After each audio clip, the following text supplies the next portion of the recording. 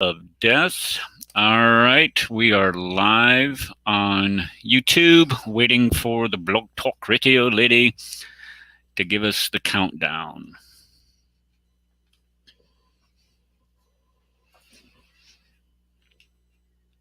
Your show will go live in 5 seconds. 4, 3, 2, 1. All right, well, good afternoon, everybody. Happy Sunday afternoon and happy 4th of July to you. I have a treat that I need to put up on the screen here. And let me share.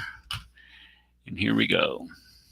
Hold on. I got to get this straightened out here for just a second.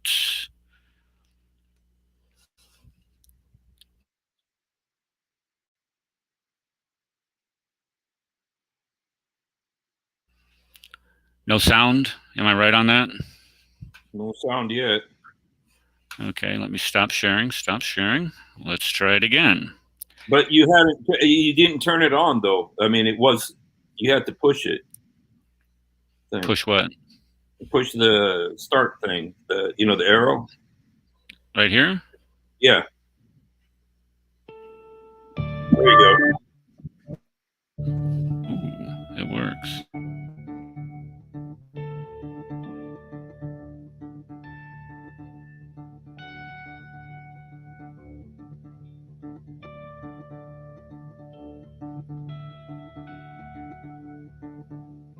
Oh, say, can you see by the dawn's early light what so proudly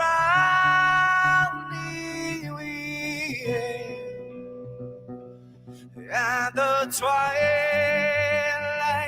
last gleaming, whose broad stripes and bright stars through the perilous fights, oh, the ramparts we watched were so gallantly streaming, young rocket trembling, the bombs bursting in air, gave proof through the night that our flag was still there. Oh, say, does that star-spangled banner yet wave for the land under the free, young home of the brave.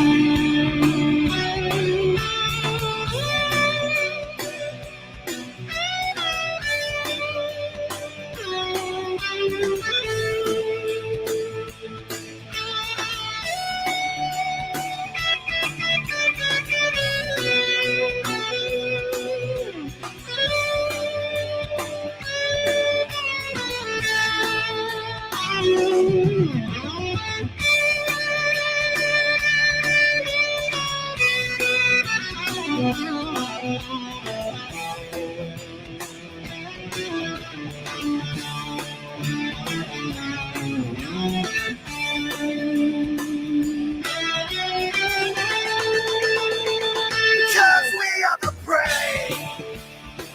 Yes, we are the brave. We'll fight you in the name of the brave. We are the U.S. of A. For those unaware, that flag is still there. It's our future to save. Stand of the brave, the U.S. of A. Oh, say, does that star-spangled banner yet wave for the land of the free, in the home of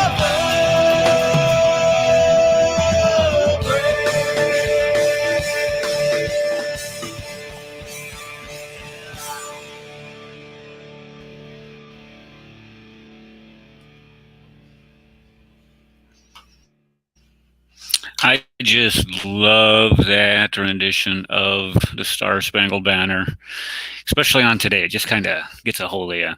Okay, welcome everybody. I didn't get a chance to do that at the beginning of the show. I appreciate you spending at least part of your Independence Day with us today. I was already commenting on the flag that I have behind us. Evidently, the Mossad stopped paying my salary after retired from teaching, and now I got to get a real job. So I thought, well, I'm kidding. I'm just kidding. All right. So what are we going to be doing today? Today, we're going to be looking at the Declaration of Independence. After all, it is indeed Independence Day. Why in the world did we have to have this Declaration of Independence? What is it?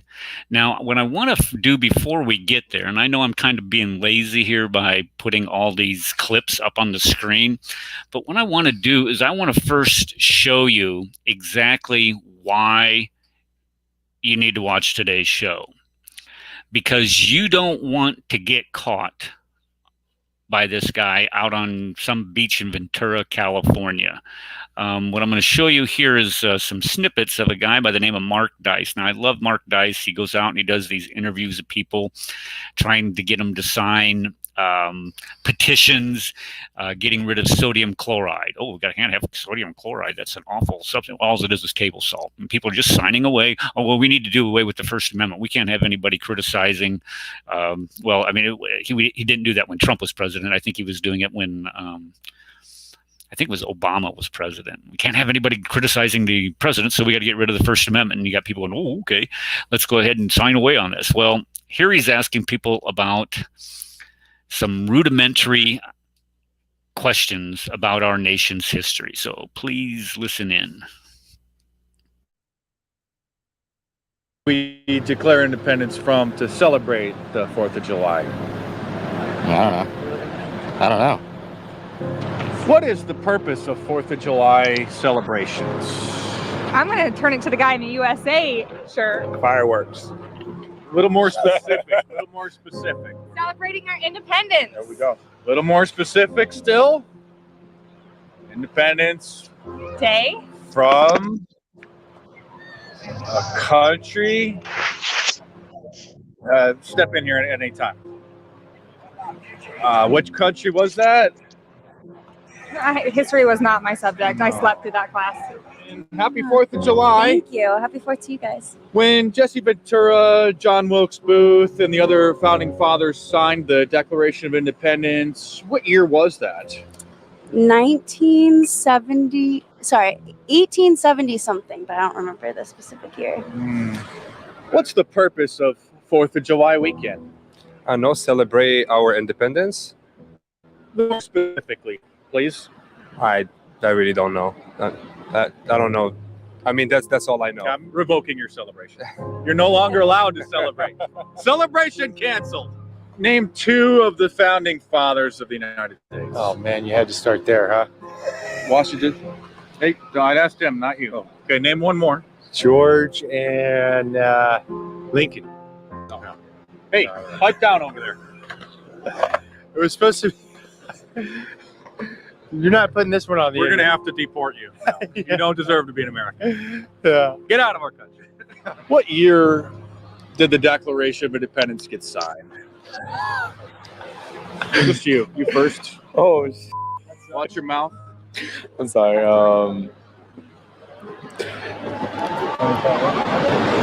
don't remember, honestly. 1875. What year was the Declaration of Independence signed? God. Come on, man. Don't give Off it the away. top of my head, I don't know. Yep, it's buried deep in there somewhere. That's what I'm saying, off the top of my head. Fourth I don't grade. know, Hold on, we're still not done with you. We're celebrating independence. What does that mean exactly? Independence from who? 4th of July, what year? Come on. Hold on, I'll give it away.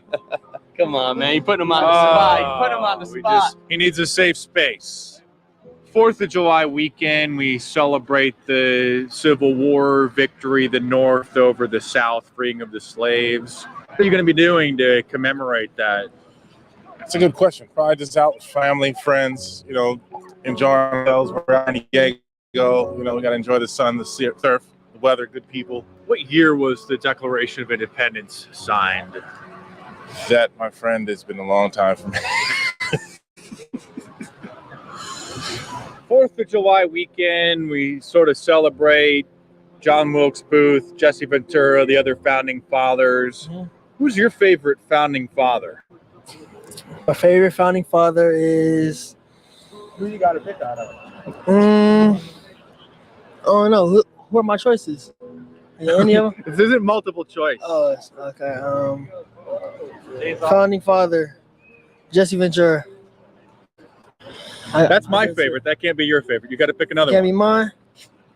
I don't even have one. No, don't even have one. Well, if you had one, what would it be? Who would you say? I'd say... Nope, we'll get to you next. Okay, we better get to you next. Yeah, tell me. Favorite founding father? Hey, I don't know what my options is. I say Jeremiah. Jeremiah. Yeah. Wrong answer. 4th of July weekend, we are celebrating our independence from China. Okay. Just checking to see what people are doing to celebrate through the Chinese.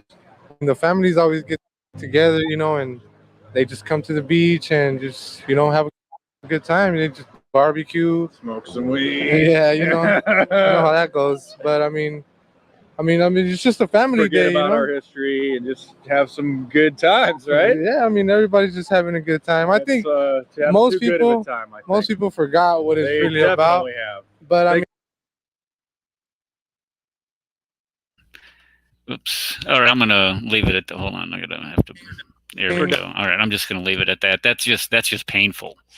Watching, I'm sure all of you were probably just in awe of some of the answers that Mark would get out there, and the abject ignorance of our country when it comes to just something as simple as name a founding father. When was the Declaration of Independence signed? And when you ask people, can you name a founding father? You can tell us when the Declaration of Independence was signed. They sure as heck ain't going to be able to tell you what's in the Declaration of Independence. They're sure as heck ain't going to tell you what it was mean, what was the purpose behind it. So what we're going to do today is in order to celebrate this day, is we're going to take a look at the Declaration of Independence itself. We're going to look at its history, what led up to it, and it's kind of a short little trip. It's going to take a couple minutes, but it's a short little trip through our nation's history and why it was necessary for us to have the Declaration of Independence. So I prepared a little slideshow. The little teacher in me always wants to do a slideshow. It's the easiest way to get information across. What? Huh?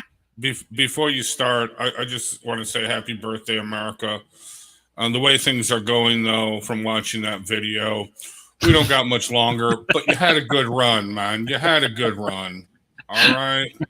Just saying. Yeah, it is scary seeing that, but he's done these for years. So it definitely tells us that our educational system is not getting any better, and I'm kind of ashamed of that myself. When he says John Wilkes Booth signed, Jesse Ventura signed the Declaration of Independence, and one guy's like, "Yeah, I think that's my favorite founding father."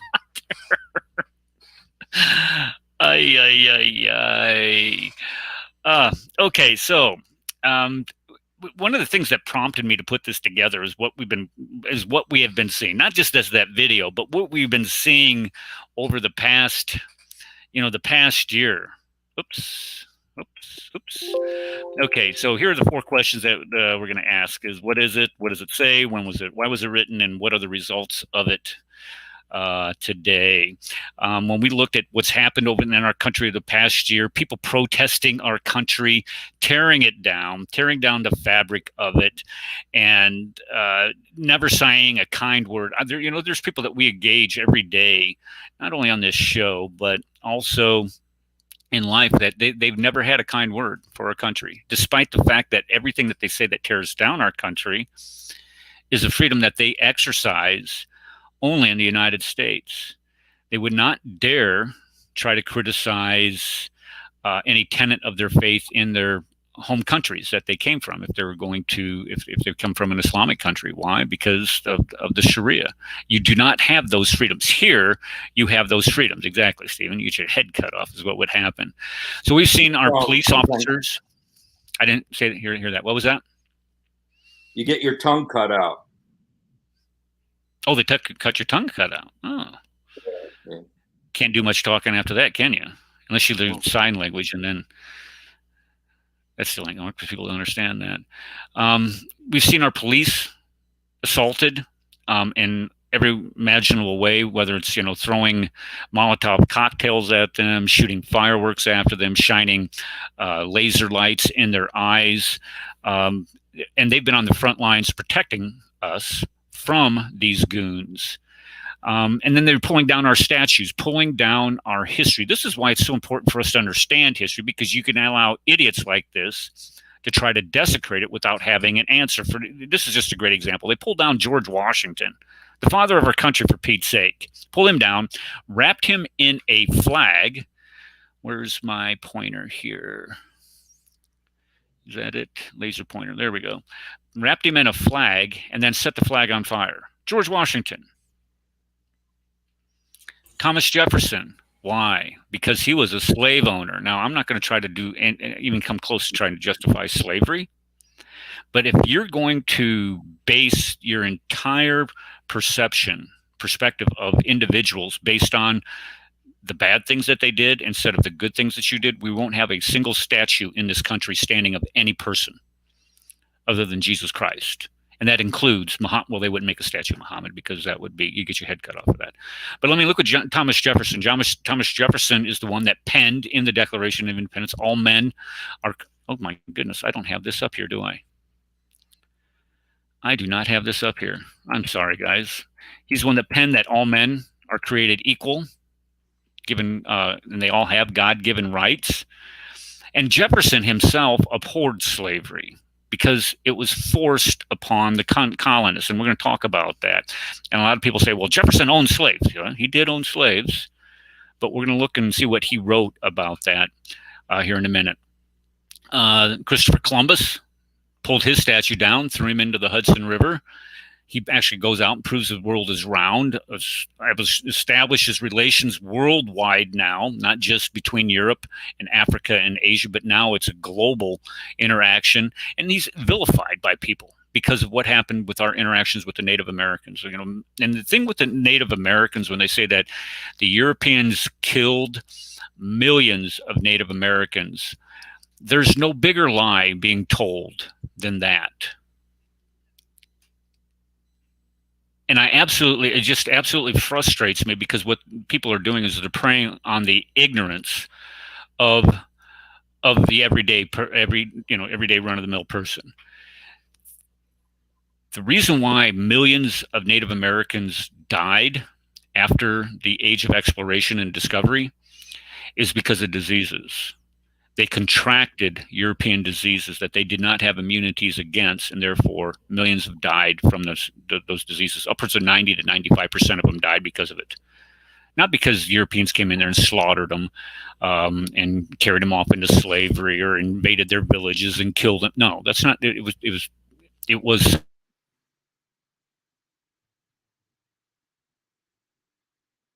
Do we lose Eric? Hello. Usually it's me that's the problem. Eric's frozen in time. Oh, well, he'll figure it out. Dude, I got 2 house flies that are mating right here. I'll kill them. All right, can you guys see me? Can you hear me? Can you hear me? You're back. You're back. Anybody? You're back. Anybody? What? You're back. We can hear you. You're back. You're back. I don't know what happened. I'm sorry. Okay. All right. So when you look at Jefferson Davis, this is a guy I don't like at all. As a matter of fact, I detest and loathe this guy, and I was glad to see how his career was ended in disgrace.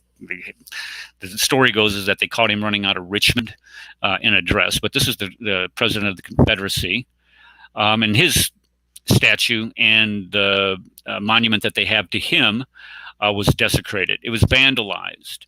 You can disagree with him, and I wholeheartedly do, but you can't vandalize him. I mean, you cannot go in and vandalize public property like that. That's just incredible.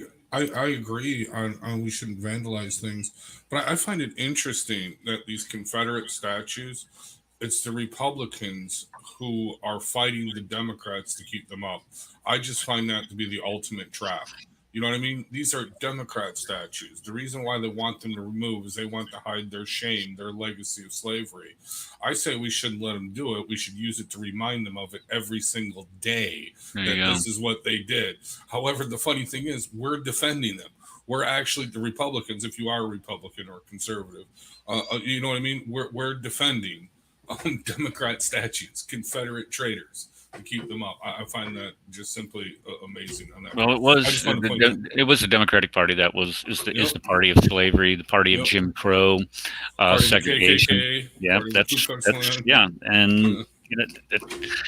I don't know. It just seems like a world upside down today when you try to tell people that. Exactly. And then look at Old Hickory. He's kind of my favorite president, one of my favorite presidents anyway, because he was a psychopath. If you look at Andrew Jackson was in I don't know how many duels, and if you've been, I think over 100 duels. Now, if you're in over 100 duels, that means that you have some anger management problems. But they tried to pull his statue down. Why? Well, because Andrew Jackson was a slave owner. He's from Tennessee. He had slaves, but he's the hero of the War of 1812, won the Battle of New Orleans, for crying out loud. He conquered the Spanish down in Florida and showed that the king didn't have any clothes when he was able to ride right into Florida and say, "What's up, guys?" And so right after that, you had I think it was the Adams Honest Treaty, where Spain ends up ceding Florida to us.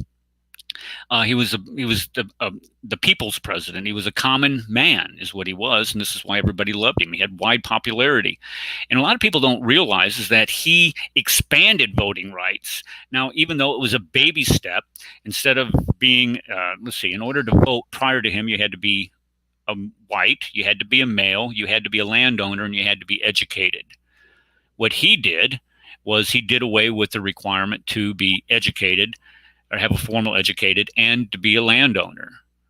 So you still had to be white, I get it, and you still had to be a male, but at least you have this first step towards universal suffrage, and it happened under Andrew Jackson. Luckily, they didn't pull down his statue.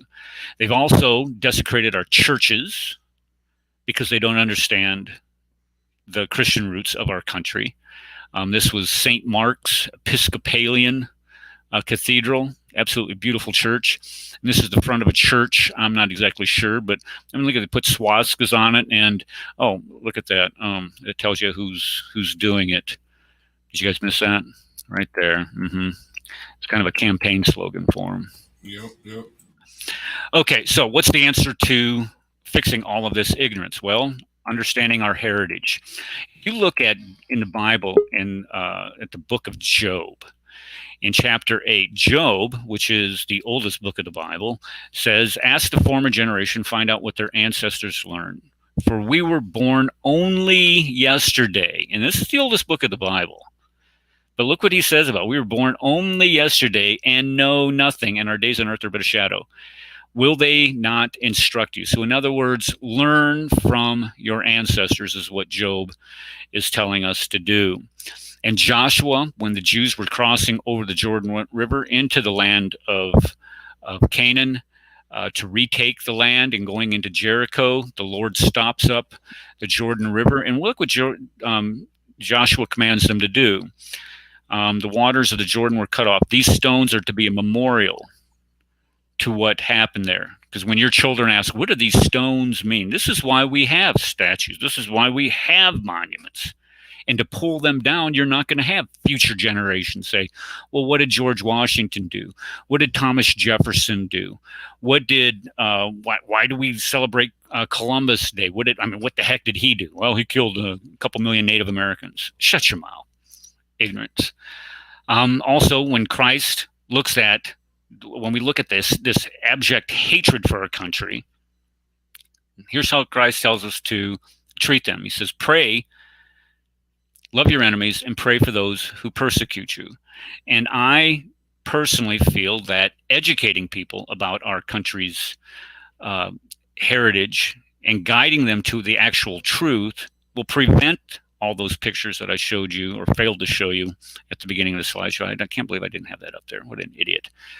Also, look at which Winston Churchill says about this. Now, everybody in the world is credited with saying this. When I looked this up, it's credited to Winston Churchill. It's credited to everybody except me. It says, those who fail to learn the mistakes of history are doomed to repeat them. So the bottom line is we shouldn't be turning down that heritage, especially the heritage that you don't understand. When we look at when those colonies were founded, each one of the charters for those colonies had in its charters as its purpose to propagate the gospel of Jesus Christ. They are to spread the gospel of Jesus Christ. That was one of the goals of colonization during that time period.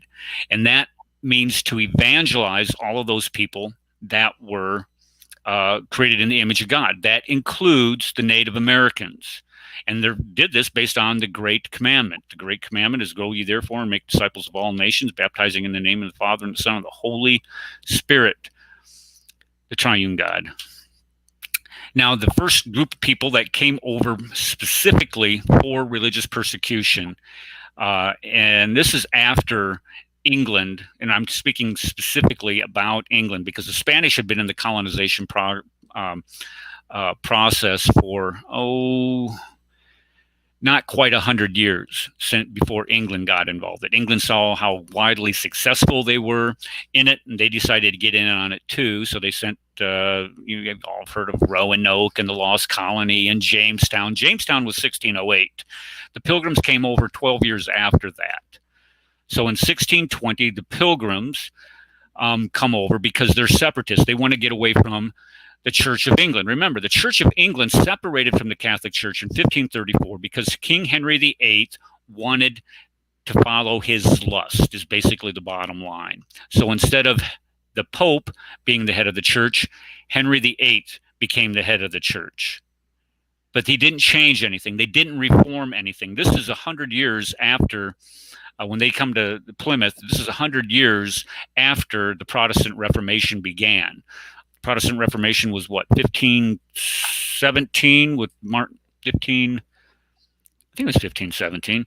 But anyway, this is over 100 years, just a little over 100 years after the Protestant Reformation, and the Church of England was not any different than the Catholic Church, other than the Pope is now the king.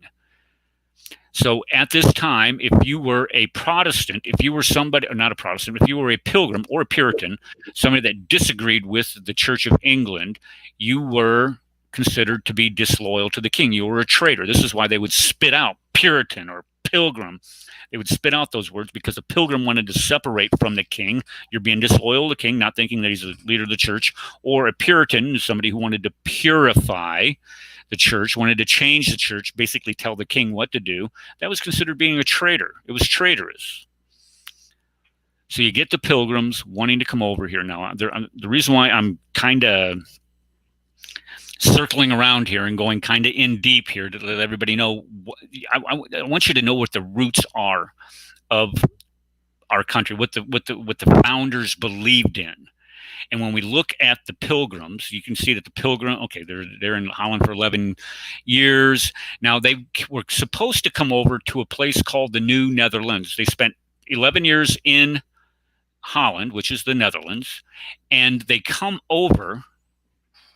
They want to come over to New Netherlands, which is a colony that was set up by the Netherlands. And they were very tolerant. They were tolerated in the Netherlands, and they thought, well, we come over to the New Netherlands, we'll be tolerated there. Now, the colonies had changed had a let's say a change in management. Let's just put it that way. England took over the colony from the Netherlands, but really didn't change its precepts. So the Pilgrims, they set sail in August of 1620 on a boat called the Speedwell, which was neither speed or well, and the Mayflower. Now they had to return back to England because the Speedwell sprung a leak and its mast snapped. So they got to go back to England, and now they got to make a decision, are we going to go? So only half of them are able to get on the Mayflower, and then the rest of them stayed in England. Now, those people who came over in the Mayflower, they were blown off course because now you're sailing in October and November, where you have these terrible North Atlantic storms, and they're blown off course, and they end up landing in what is now Boston, Massachusetts, or Plymouth, Massachusetts. And half of them, that first winter, starved to death. There was no supplies. There was no food. They died of disease. They died of exposure and deprivation. Half of them died that winter. This is their motivation. This is how committed they are. They stayed. And after they realized that they were outside of the New Netherlands or the colony of New York, there was no laws that pertained to them. The charter did not pertain to them. So they wrote their own charter, and we call that the Mayflower Compact. Now, these guys, they did not believe in church, the separation of church and state. Take a look and see what the first opening line of the Mayflower Compact is.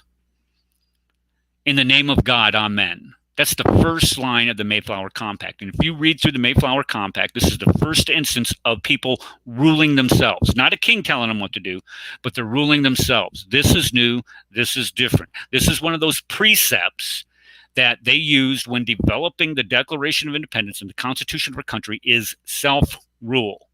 Not some tyrant king ruling by divine right, but the people ruling.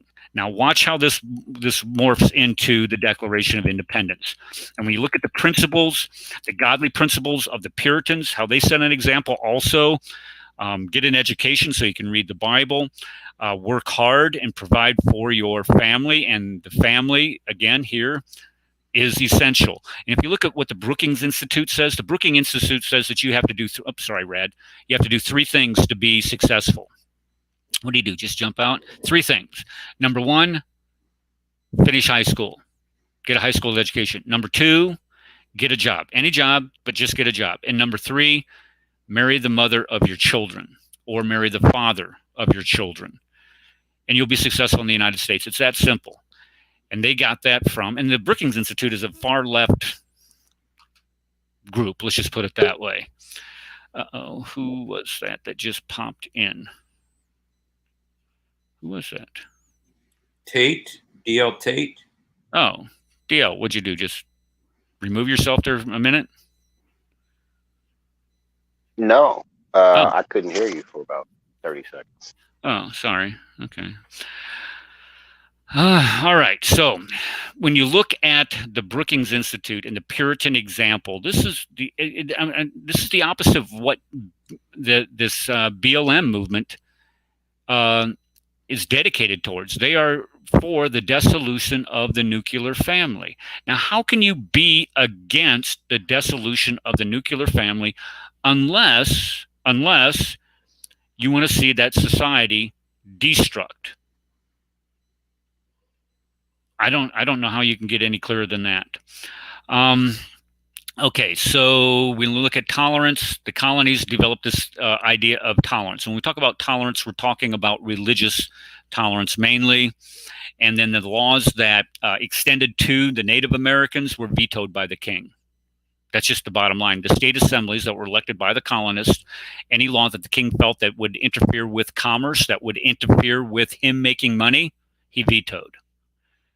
But when you look at some of the things that the colonists did, they passed in 1752 a law for the propagation of the gospel to the Indians. The king vetoes this. Why? Because instead of making money for the king and the crown, they're out there evangelizing the Native Americans, and the king didn't want to have anything to do with that. Now, here's where you see, now watch this, folks. Here's where you see our country becoming uniquely American, where we begin to separate from England. We begin to separate from England clear back in 1754 at the beginning of the French and Indian War. The French and Indian War was a war between England and the colonists fighting the French and their Indian allies. The French, when they colonized, they didn't colonize like the English. The English sent millions of people over to set up colonies, where the French only sent a few people over there to trade amongst the Native Americans and then bring those raw materials back to France for immense profits. So you didn't have a lot of French here in the Americas. So when the French and Indian War breaks out, the English win the war. And look at right here. It's fought over right here, the Ohio River Valley. Now, after the war is over, the colonists are like, all right, we just won this war. The French had to give up all of their holdings in North America. Now we can go out and claim it. Well, every time they went out to claim land, listen to this, this is important. Every time the colonists went out to claim land, they got into conflicts with the Native Americans. They would get into fights. And then what this would cause is the British Army having to come out and bail them out of these fights. And so the king said, look, you guys are supposed to make me money. You're not supposed to be costing me money. It's costing me all kinds of, what is it, crowns or whatever the heck it was at the time he was paying, all kinds of money to protect you people. So all of that land that is west of the Appalachian Mountains, you can't have. Do not go out and colonize there. Do not go out there. That's not yours. This is the same thing. Now listen, this is the same thing as if you had, let's say you have somebody that is in 10th grade and you say, look, if you get straight A's on your report card all year, I'll buy you a car at the end of the year. And so your child goes out, gets straight A's all year, and at the end of the year and say, oh, sorry, I don't have any money to do it. How's that child going to view you when they worked that hard all year round to get straight A's, and then you say, oh, sorry, I can't do it? Everything you do after that, they're going to be in rebellion, and the colonists were. So everything that the king did after this was viewed as an infringement upon their rights and viewed as an attack upon them. And so when you have all these acts, Stamp, Sugar, Quartering, Tea Act, and Townshend Act, all these acts, the colonists did everything they could to fight them. And this ends up to the Boston Tea Party is a great example of that. And then the laws that were passed after that. The Boston Tea Party and the Intolerable Acts leads directly to Lexington and Concord. This is where their first shots of the war are fired. And the British, you know, at Lexington, the British, they're only facing 70 militia. A lot of people don't know is after they fired those shots at Lexington, the militia cleared off the field, and the British continued 600, I think it was, 600 British continued to march to Concord. They get to Concord, can't find the cache of weapons, so they turn around, they go back to Boston. Well, when they're going back to Boston, instead of fighting against 70 militia, now there's 4,000 of them. And they just get massacred going back. It was literally a turkey shoot. And this results in the Olive Branch petition saying, "Oh, King, we're sorry for killing all your soldiers. We're sorry about that." And the king says, "Too bad. It's war." So we had to we had to draft an official document declaring our independence from England. So all of this stuff lays the foundation for what these founding fathers were facing at this time. A war had started, and they had to have an official document saying, okay, we're going to start our own country. So when you look at the Declaration, it's drafted by, of course, mainly Thomas Jefferson is given credit for writing it. But they had a committee. They had Benjamin Franklin on there, John Adams. Somebody typed in chat that they saw that Benjamin Franklin would have been was their favorite guy. I can't remember who. I think that was Rob. Yeah, here it is. Rob put it. There we go. I read that. Is Benjamin Franklin. Yeah, he was a brilliant man. Never became president. Yeah, because he's too old. By the time the Constitution is written, he's just he's got a case of OLD. Okay. Let's see. 29 were involved in ministry and expressed the purpose of the government. Okay. And now here's something that we need to understand. The people that lived in the colonies at this time were no longer English. And the reason why is because of the First Great Awakening. The First Great Awakening taught people that they can achieve salvation on their own through faith in Jesus Christ. They did not have to go through a church. They did not have to go through the Church of England. This makes them completely different than English citizens, completely. So they're no longer not only religiously considered English people, but they're also economically. So let's look and see what the Declaration it says. It starts off when, in the course of human events, it becomes necessary for one people to dissolve the political bands which have connected them with the other, and then to assume the powers of nature. So this is saying, okay, we're going to dissolve these connections that we have, and then it says that the separate and equal station to which the laws of nature and nature's God entitle them. So these are things that they are entitled to. By who? By God, nature's God. Now, who comes up with this idea of nature's God is a guy by the name of John Locke. He says that since we are all created in the image of God, we have certain unalienable rights. And this is where Jefferson gets this. We hold these truths to be self-evident that all men are created equal. They are endowed by their Creator with certain unalienable rights, life, liberty, and the pursuit of happiness. Now, Jefferson was an extremist. He's one of these guys that would probably be on the Attorney General's terror watch list, because look what he writes next. He writes, governments are instituted among men, deriving their just powers from the consent of the governed, meaning that governments get their power from the people. This is new. This is what makes our country great. The government doesn't tell us what to do. We tell the government what to do. They get their power from us, not the other way around. But then look what this radical says. Look what this guy says.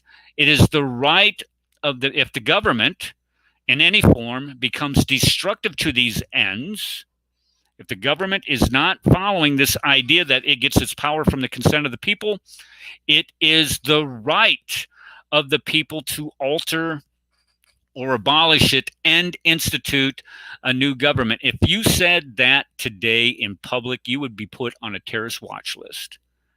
There's no doubt about it. There's no doubt that that's exactly what. Oh, okay. That's funny. Okay, so the concept or the Declaration of Independence lists 27 reasons why we were going to separate from England. The first 12 deal with why the King of England was a tyrant and his tyrannical actions. 13 to 22 describe the abuses of the king, such as abolishing assemblies, putting in his own governors, and then they're abusing their powers. And this last one, these last four, talk about military abuses. And the military abuses that they list here are he was hiring, listen to this, if you remember the famous painting of George Washington crossing the Delaware River on the night of Christmas evening, I think it was 1776. He's crossing the Delaware. Well, he was going to a place called Trenton, New Jersey. And in Trenton, New Jersey, he wasn't going to fight the British. He was going to fight a bunch of Germans, Hessians. The King of England hired a private army to come into our country and fight his own people. Imagine, if you would, if Donald Trump or Joe Biden or Barack Obama, any of the presidents would hire foreign troops to come into our country to rule over us, to enforce laws. This was the equivalent of that. It's absolutely heinous what this guy was doing. And when we look at, it was for economic, if it was just for economic benefit, no, it wasn't. If you look at this no taxation without representation spiel, that was number 17 on the list of 27 is what it was. And teachers all across the country are supposed to be teaching, well, it was economics. The reason why we declared our independence was economic reasons. As a matter of fact, if you go into this critical race theory, the CRT, they're based off in this 1619 project. They're saying that the reason why the founding fathers signed the Declaration of Independence is because they wanted to preserve slavery for economic advantages. And that's a lie from the pit of hell. And I'm going to show you why here in just a second. Just a second. You hold on to your pants there. Okay, here's why. Right here. This was in what Thomas Jefferson drafted in the Declaration of Independence. Look at right here. King George has waged cruel war against human nature itself, violating its most sacred rights of life and liberty in the persons of distant people who have never offended him, captivating and carrying them into slavery in another hemisphere or to incur. Thomas Jefferson wrote this clause as a disagreement to the king because every single time a colony would try to abolish slavery within that colony, the king would veto it. Unfortunately, this clause right here, as part of the grievances, was never made it into the final draft of the Declaration of Independence, is because you still had to bring 6 of those colonies that depended upon slavery into this union that we had, these 13 original states. So they had to remove this from the Declaration itself. So when I tell you that Thomas Jefferson abhorred slavery, he most certainly did. And this is a clear indication or proof of that. But right after the Declaration of Independence, slavery is abolished in our country in the states of New Hampshire, Massachusetts, Connecticut, Rhode Island, New York, Pennsylvania, and New Jersey. 7 of the 13 states immediately abolished slavery within their borders. So when people try to come in and tell us using this 1619 project of critical race theory that the founding fathers wanted to keep slavery or wanted to found a country based on slavery, it is a lie, an outright lie. Okay. Well, the results were we wouldn't have to follow the dictates of a tyrant. We wouldn't have to violate our moral consciences by practicing slavery as it's being forced upon the colonists. Why? To enrich the king. And also, we would no longer have to consider the King of England as the head of the church. And this basically leads us to victory in the Revolutionary War and establishes the Articles of Confederation. I know you don't care what the Articles of Confederation were, but the Articles of Confederation are what led to the Constitution. The Constitution leads to expansion. Expansion leads to the spread of slavery. Spread of slavery leads to the Civil War. The Civil War leads to the acknowledgement of the founding principles that all men are indeed created equal. These founding principles are realized in our Civil Rights Act, and the Civil Rights Act leads to universal ethnic pluralism that we have in our country today. People of every ethnicity, people of every background, people of every socioeconomic status are breaking down the walls of our country to get into it, not out of it. If you think that this country is a racist and immoral, corrupt country, and you're free to leave too, just as these people recognize. I mean, we wouldn't have that many of these people coming into our country if our country was indeed what these people describe it as. So we can all thank you, Thomas Jefferson. All right, so there we go. That's why we have the Declaration of Independence. All right, who's got a comment? Where did Rad go? As a matter of fact, let me jump over here and shoot him a message. He was actually barbecuing today. Any of you guys are going to be barbecuing today? Am I getting the silent treatment from you guys? Hey, hello, hello. I think fireworks. I'm probably gonna go see the fireworks. Let me shoot fireworks off here in the room in the Cafre Casa. I don't think so. That would have been bad. Let me see if I got anything here. And what did you do? You clean up pretty good there, Issa. What happened? You go for a job interview today or something? Oh, I was at work and I just said, you know what? I'm just gonna clean up while I'm here. Overnight work. Ah, what do you do at night? I'm a chaplain, on-call chaplain. Oh, there you go. That's right. At the hospital, so yeah. Yeah, I don't think I could handle that. I don't just that just especially at a hospital where people are in pain all the time, and you have people that just lost some. It's just I don't know. I don't think I could do that. You should start You a said a series on chaplain? American history. Yes. Did you convert or something? No, I've been chaplain for 5 years. What faith? Oh, I'm an interfaith chaplain.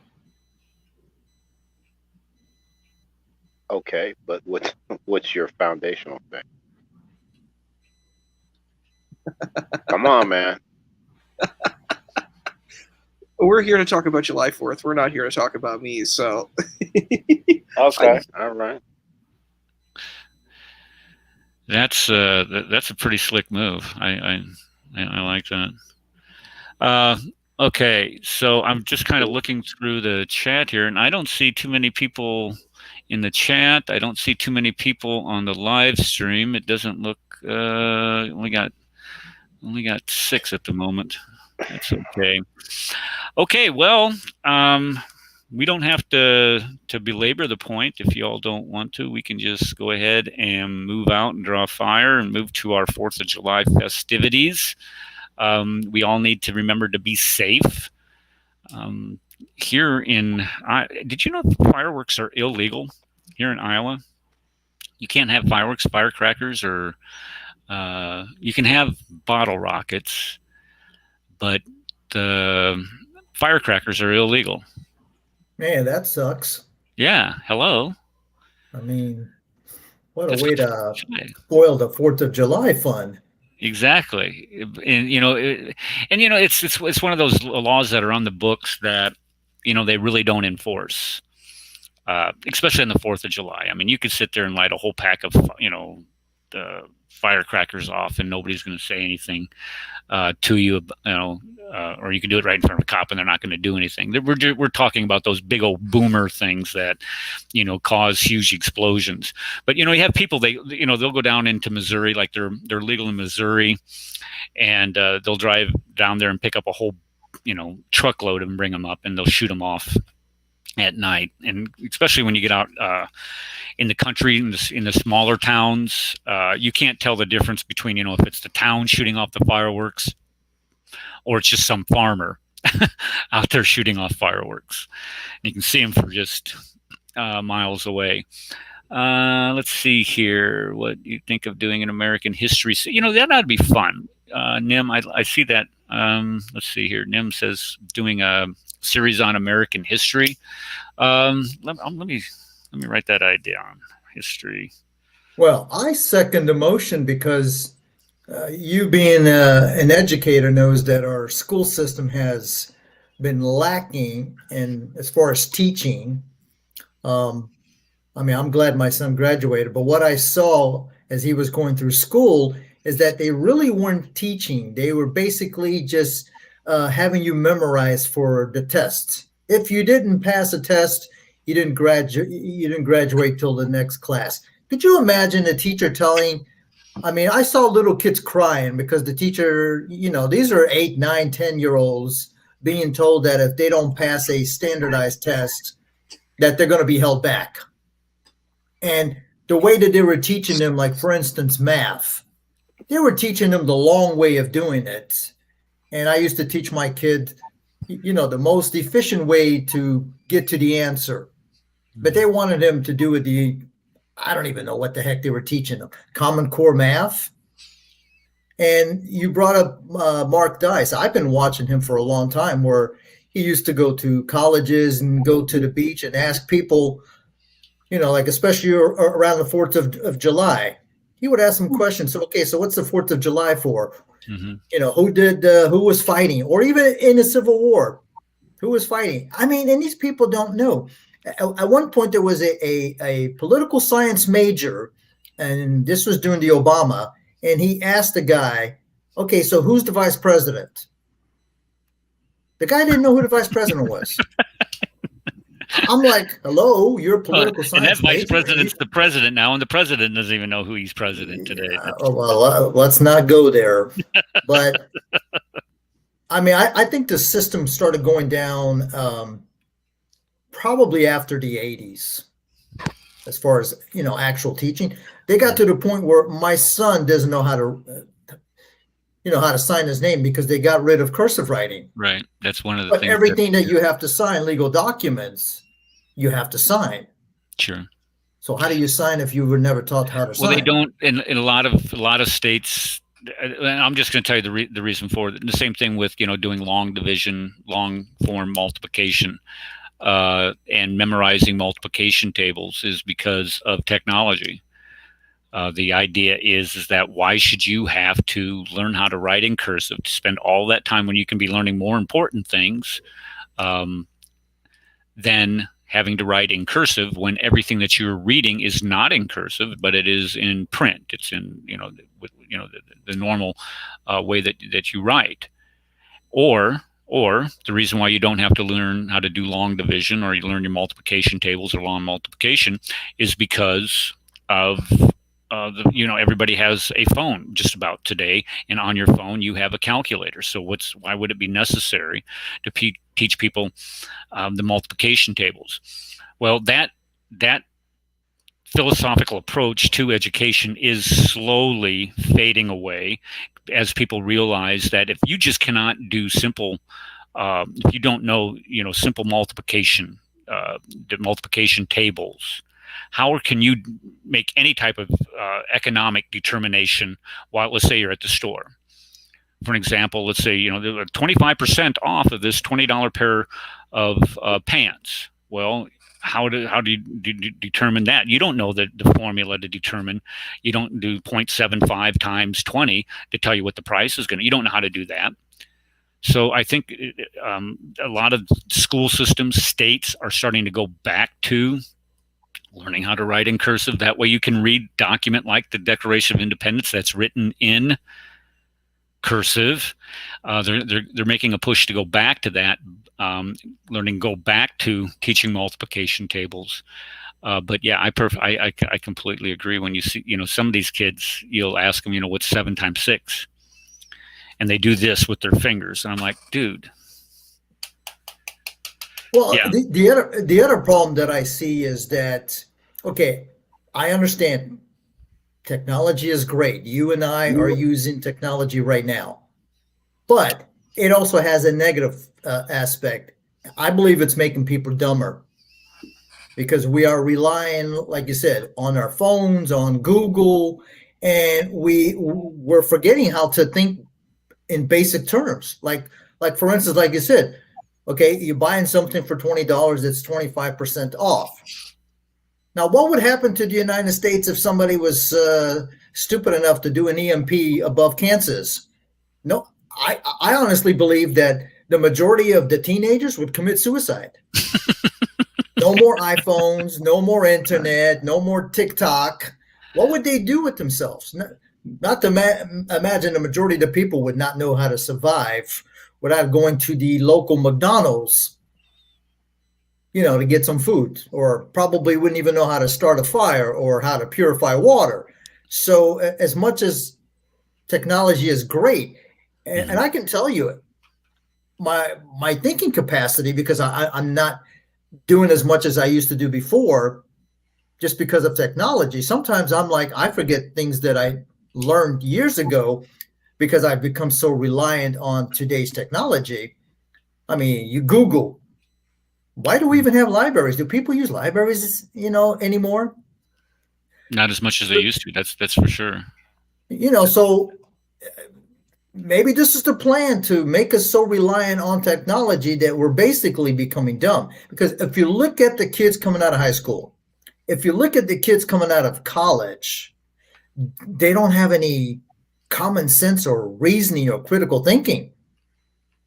If you ask them to think, they don't know how to, because we've kind of stopped doing that. We should be teaching like budgeting and so forth. I think they made a mistake when they got rid of what do you call them, the vocational schools. Mm-hmm. I don't believe that everybody is fit to go to college. Mm-mm. Okay, and the reason you have all these students that are complaining, oh, I can't pay for my student loan. Well, who told you to go out and borrow money to get a degree in basket weaving? Their teachers, their school system. society. Right. And the problem is, I think what happened was all these student loans, because now it's easy to access money, it's caused education to go up because now you have easy access to money that you wouldn't before. I mean, when I went to college, I had to work. Yeah, I mean, I got a few grants, but I still had to work. Mm-hmm.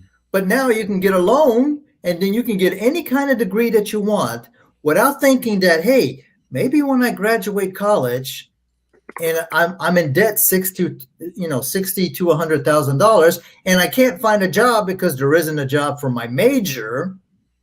Well, whose fault is that? That's your fault. I think that you're 100% right in the sense that a lot of these schools, unfortunately, are just there to make profit. They're not actually there to train people to be a part of the workforce and to actually have productive jobs. They have all these useless majors, and they know it. And they're saying, we're going to charge you $3,000 a class. And people who come in, let's say you're a first-year student coming into college, like you're a first generation, you don't know anything about this. You might take a major that will never get you a job. And there are a lot of, and like, what's really sad too, is that there are a lot of jobs now that require degrees. So like now people can't just work, like, you know, and I totally agree with you about vocational schools. Like that's great. Like becoming an electrician, you can make a lot more than people who even have masters and doctorates. You know, I worked as an electrician, you make a lot of money. So like you make a lot more money than you make as like even a professor in college sometimes, you know? Well, that's absolutely right. You look at the vocational trades out there. Electrician's is a great example of that. A welder is another great example of that. Somebody who's a mechanic, that's a good mechanic. Let's put it that way. Is a great example of that. Those are vocations that pay really, really good money to do. But the problem is that you have a work ethic that is either underdeveloped or not developed at all in a lot of these kids that are being raised today. They're being raised on video games. They're being raised on the phone. You look at the amount of time, and I'm just as guilty as the next person. Whoa, look at that. $2.69 a gallon in Ankeny. Wow. Let's go. But these kids, they keep looking at their phone. This is all they do all day long is they're on their phone. They're just looking at their phone. What are we doing? Well, we're looking at our phone. What are we doing now? Well, we're playing a game on our phone. What are you doing after getting? We're going to go ahead and text our friends on the phone. Everything is on their phone. What new studies are showing is that the more time that you spend on that phone, the less able you are to concentrate and focus on any one subject, to develop a skill set in that subject or to develop an understanding of that subject. And this is true. I find this to be true. Before I could pick up a book and plow through 150, 200 pages in a book in one evening because I love to read. I used to be a voracious reader. I don't hardly read anymore. The reason why is because when I'm reading that book, my mind starts to wander. So I'll put down the book, I'll pick up the phone, I'll check the news, I'll check the email, or whatever it is. I do not have the amount of focus that I once had. And what we're doing is we're training up an entire generation of kids. Ouch. That an entire generation of kids that can't focus. And you see it in the classroom. I mean, I see it well, I used to see it now. I'm not going to be seeing it anymore. Well, anyway, you see that in the classroom with the kids, if you can keep them on task for more than 5 minutes, that's a victory without them getting distracted. Well, something else. You grew up in a time where there was a specific time of the day when you get to see what was on the news. Say that one more time, DL. I didn't understand. You kind of. I mean, you grew up in a time where there's. Okay, DL, you're coming in jumbled up. Check. DL, do me a favor. I want you to keep that thought. Can you log out and log back in because you're coming in really broken up? Can you do that real quick? All right. Well, here's the other thing that I've noticed. These social media apps and so forth, we're being trained that we can't, it's almost like we can't live the day without checking notifications. It's like we anticipate, oh man, somebody liked my tweet on Twitter. Oh, look, I got this on Facebook. So we're being bombarded to the point where you go to restaurants and everybody's on their phone. Nobody's communicating with each other. And I'm guilty of that. Yeah. I think we all have what we do. We had I think it was Thanksgiving or Christmas, one of the two. And at the door at the entry into the house, my wife put this big basket out and put a sign on it: cell phones. Yeah, because it's so addictive. How many right? emails? Yeah, because the kids are like, yeah, it's like, how many emails have I got? How many likes have I gotten on my Instagram? Okay, what's the latest trending thing, or what's new? It's like the phone has become like an accessory that's attached to you. Yeah. And like I said, I'm guilty of it. I mean, if my little beeper goes off on my phone, I say, oh man, look, somebody posted on my YouTube channel. And it's like, I have to read it. Why? It's like I said, I used to read books left and right. I don't read anymore. I mean, although I have over 2,000 books and ebooks, I don't read. I find myself, I am so distracted from all this technology and all these social medias that it's like you said, we don't take the time to sit down and do what we used to do growing up. When I grew up, there was a certain time to watch TV. We played outside.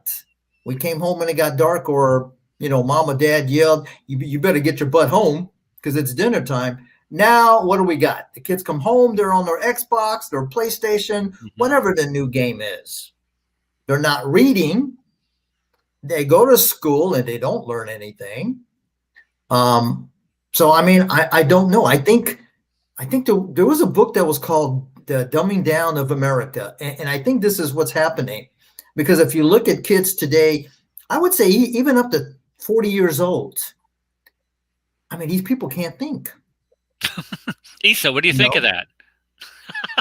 Now, I'm not saying everybody now, Isa, but I'm just saying is that if you look, just look at Mark Dyson's videos. Some of these people are in their 30s and 40s. Let me just say this, is that I have a granddaughter who is in middle school. And when we get into conversations, the depth of her understanding is impressive. For me as a grandparent, or even as a parent, and seeing that it's there. Sometimes I think what we have to do is we have to figure out ways to tap into that. Okay, DL. All right, what were you going to say, sir? Do I sound better? You sound a lot better. You don't sound like that. That's for sure. Okay. Let me see if I can remember what I was saying. I said, hold on to that thought. No. I was saying to you that we grew up in a time where there was only a couple of times throughout the day where you could check the news. Ah, yeah. Usually when you got home after dinner time, you'd watch the 10 o'clock news. So that began to change, with Ted Turner in the 80s with the, CNN, that 24-hour news cycle. Yeah. And so now you can check your phone, at any time and get any update, and then you got all these podcasts and stuff like that, with millions of followers and stuff where, you can just spend all this time just listening to different opinions. And so, but it all comes down to some discipline, because I still read books. I have built up a pretty sizable Kindle library, but I'm still reading it on my pad. I was going to show everyone. I got a Kindle, and I have all kinds of I enjoy reading the Kindle. I don't like listening. I see a lot of people, they get those the ebook where you can listen to. I read, so but like I said, technology. I agree with. I'm not sure who that was that was talking, but I agree with Dr. them that. Kufar Phobia is who it was. Okay, so I take that's an alias then, I guess.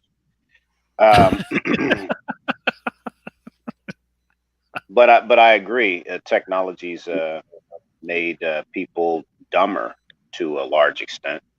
I remember in high school, I had probably 50 or 60 phone numbers memorized. You know, those are my friends. So now, if somebody asks me my own phone number, I have to look at my phone. You know, let me see what that is, right? I also saw a pretty nice meme a few years ago, and it was just a picture of a house with a whole bunch of bicycles laid out in the front yard. And at the bottom, it said, "This is how you used to know where all of your friends were hanging out at." Oh yeah, yeah. That is so true. You just there's Nick's bicycle right there. Mike's, Yeah. You'd be able to recognize that where everybody was. You just ride through your neighborhood, you'd be able to tell where everybody's at, and either that or they're out in the street playing ball. You know, whether it's wiffle ball, baseball, football, or over at somebody's house playing basketball. You know, that's. And I went to the restaurant last week. You were in a restaurant last week? Oh, I'm shocked. No, but I was. Okay, let me tell everybody why I say that, because every time I call DL, he's ordering at a restaurant. I'm just saying. Yeah. Go ahead. But anyway, there was about 2-3 couples in there, and they weren't talking. They just had their phones out. Married couples look like, so they weren't even talking to each other. Yeah. But anyway, you said you was going to ask me something. Yeah, let me ask you this question. Okay, now when you are, let's say you're driving or you are, working, doing some type of manual labor, like I'm landscaping around the house here. I'm shoveling rocks around the bushes in the front of in my front yard, and it's just a lot of manual labor. So in order to pass the time, what I do is I put my AirPods in, my AirPods, my whatever you call these things, and I get on my phone and I dial in a YouTube video and I listen to that. I mean, do you do that do you find yourself doing that all of the time with free time?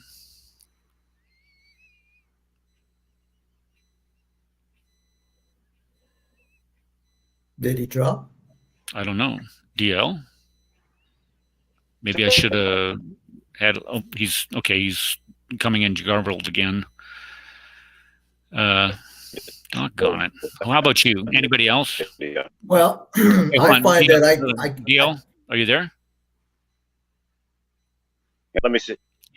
Let me see if I can answer your question. Can you hear me? Okay. No, I can hear you now. Yeah. Okay. Yeah, at the job, I will put on videos. I actually watch a lot of Steve's videos, and oh yeah, Steve does a lot. Tell him, Steve, he's like Michael Jackson. Yeah, some Sam Shamoon type stuff, as he disrespects, other faithful Christian folk. But yeah, I do that. I do that, and but as I said, it's just but I'm working while I'm doing it, so I'm being productive. I don't see anything wrong with that. If you're just sitting down and a laptop or something doing it for hours, then you're not being very productive. But if you're what I'm saying is while you're working, right.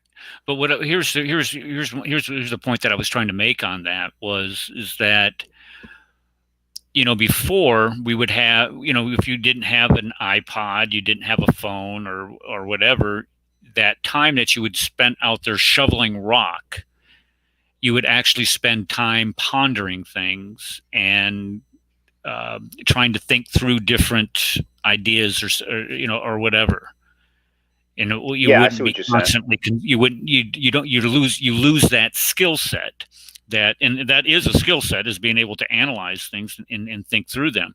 And I think, what the technology has indeed done is it's consumed a lot of those skill sets that we used to have. You were talking about memorizing phone numbers. I know what my wife's phone number is. I know what my kids' phone numbers are, but instead of trying to think about what those are and dialing them into the phone, I'll go in and I'll try to search for them, or the context or whatever they are, even though I do know them. So it develops a sense of laziness too. Dependency. Very good word. Good word. Okay. It's coming in broken up again. I don't know if you're moving around, DL, in the house. Because I know when Steve talks and he's in his living room, there you go, much better.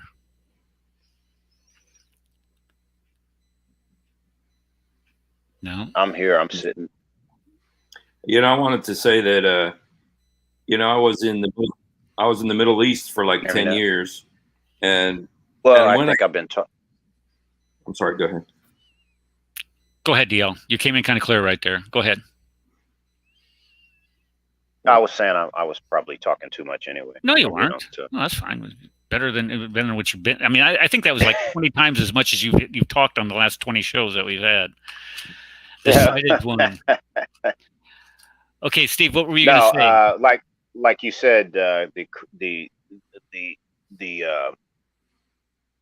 it's like we have to fill in every minute of the day with some type of entertainment. Instead of just, who was the atheist comedian that passed away? White guy. George Carlin. Yeah, Carlin.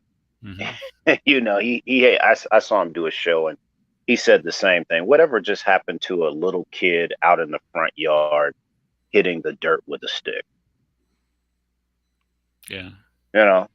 Just playing by himself, thinking to himself in the yard. Now everybody's got video games. And what would we say now about that kid? Oh, look at that poor kid out there. He's depraved. He doesn't have anything for him to do. I think that's what we would. Just wasn't preoccupied with technology, and they were able to sit and think, reason. Now, Deal, I'm sorry, man, but you keep breaking up. I don't know what's up with your connection. Steve, can you come up on mic? You were going to say something. I'm sorry. Yeah. I was just going to say that, I was in the Middle East for like 10 years. And so I got away from what's happening in the West. And then in 2007, I went back. I went to Sweden I was in Sweden for 3 years. And when I got there, I noticed that people don't look at each other anymore. Because everybody's got their music on. Everybody's looking at their phone, and you know what? I found out that was easier. It's easier not to look at other people because when you look at people, you don't know. There's a stress of maybe this person doesn't like me, or this person doesn't want is uncomfortable around me, or maybe this person does like me or something. There's always that stress of the unexpected. How is this person going to react to me? I realized that you didn't have to do that. Just put the thing in, and you don't have to react to nobody. It's almost as if nobody's around you. You're just in your own little world. Mm-hmm. And I found out, what? It's a lot easier to be that way. But the problem is you're not interacting with people anymore. And I found that to be the case, like in Sweden, because we always had to take the underground train to go everywhere, and so you're always looking at people, but nobody's looking at each other, and nobody's talking to each other. Everybody's just in their own little universe, Well, what happens today if you look at somebody? What's wrong with you? What are you looking at me for? Yeah, me too. Yeah. Yeah, it's like you got a horn growing out of your forehead if you try to engage somebody in public. It's actually really scary. If you go to well, New York City is notorious for that. When they always tell you when you get on the subway, don't look at anybody, because if you look at somebody, they think that you want something for them, or you're trying to, you might be committing a crime against them. I don't know, but yeah, you're absolutely right. It's just the norm is, and I see it every day. Them kids walking out of the school, the first thing that they do when they walk out of the school is they're looking at their phone. Yeah. They're not talking. Well, some of them will talk to their friends, those that have friends anyway. But the rest of them, they're on their phone. They're communicating with whoever, texting who. It doesn't. It's just. We can sit here and say, as adults, people who are older than many people, and when we can become really reflective and say, well, when I was a kid, and DL's example there of of bicycles in somebody's yard, you knew everybody was at, because the bicycles are there and everybody congregated. That's the way you communicated. Well, now you don't have to do that anymore. You don't have to go over to somebody's house to communicate with them. You can sit there and you can FaceTime with them, or you can with multiple people sit there and FaceTime and communicate that way. But it's that individual interaction that you have that it's sorely missing, because there's this, when you use social media, there's this you don't have that wall. Let's just put it that way. When you engage somebody and deal with somebody personally, as opposed to on social media, if you're doing it, if you're talking to somebody in person, you have this tendency to be much more cordial, much more polite, and much more attentive. But here in social media, I can just go ahead and do something like this, and comment every now and then, say something every now and then just pretty much tune out. Whereas if you can see somebody's face, you can see whether or not they're paying attention to you or not. It's quite a bit different than when we were growing up. The good old days, when you had 3 channels. What? I want to add something too. It's like, I remember when I was younger, and I'm not that old, but when I was younger, we used to have to handwrite letters and send them. Like now you could just text and you can email and do all of that. When I was growing up, internet was it just kind of started. It wasn't like, it was not like a big thing. And even computers in schools, they were very like basic computers.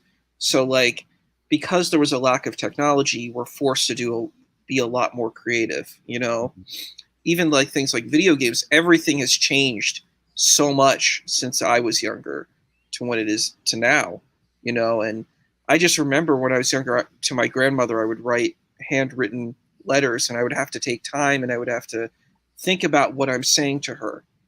Now I could just take 1 minute, go to the email, and I could say whatever, and I could get it done in 1 minute. But then I would take like an hour or two to even think about what I had to say to this other person, to my grandmother, or whoever I was writing a letter to. If you're going to write a letter to, you'd have to think, you'd have to do a draft, or at least put some type of outline and build some type of outline in your head. Well, I want to start with this idea, build on that. That'll move into this, and you would actually have to plan it, or your letter would sound like you were an idiot, like some of the emails I get. But you talk about there. You had the computers. You're probably talking about when America Online. You remember that You Got Mail when that first came out? That was really cool. And how computers were, when I was a senior in high school, we had one computer in the entire school, and it was in the back office of one of the science teachers, and he wouldn't let anybody even look at it, let alone get on it. True statement. So that tells you how far computers, well, maybe how old I am, and how far computers have come. The video games. We had an Atari with, the handheld thing, and it had like a wheel on it, and you would have that ball going across the screen, and then you would, hold on, bring it down and go, book, and the ball would go, and you come back over here and go, book, and you try to. That was the video games we played. It was called Pong. There was Pong. Is that what that was called, Pong? One of them was called Pong. It was ping pong. Okay. Well, I sucked at it. I've never been good at video games. But I remember Pac-Man. You guys remember Pac-Man? And it's funny, like to me, when I think of really old games, I think of Nintendo, like the original Nintendo. But you're right, there are older ones like Commodore and Atari. Like Atari still makes video games. I had a Commodore 64. That was the first computer I ever bought. Was a Commodore 64, and you had to program your own stuff. A lot of people don't even know what a Commodore 64 is. That's true. You would plug it into your TV. See that your TV was your monitor, and it was All right, folks. I'm going to go ahead and cut it short for the day. We're going over to some friends and family's house, a friend's house, and we're going to have some family over there, and hopefully we'll be able to see the fireworks. I've been told you can see them right there. Well, anyway, you all have a blessed 4th of July. I hope that you all got something from what our founding fathers went through, and all those people that set the founding principles for our country endured, and be reflective of that when we deal with people on the street and with one another. And because I think it tells a story of how great our country really is, and it still has greatness to achieve. I honestly believe that in my heart of hearts. So I hope you all have a great day. Be safe. Don't be pointing fireworks at your face or anything silly like that. That's actually a game that, they take those Roman candles and they chase each other around and fire them at each other. Have you seen that? What kind of brain dead, knucklehead, high school dropout would do that? My son was doing it last year. All right. God bless you. We'll see you all next time. Tuesday, I got to contact Connie. I think I'm going to let her do her thing with that.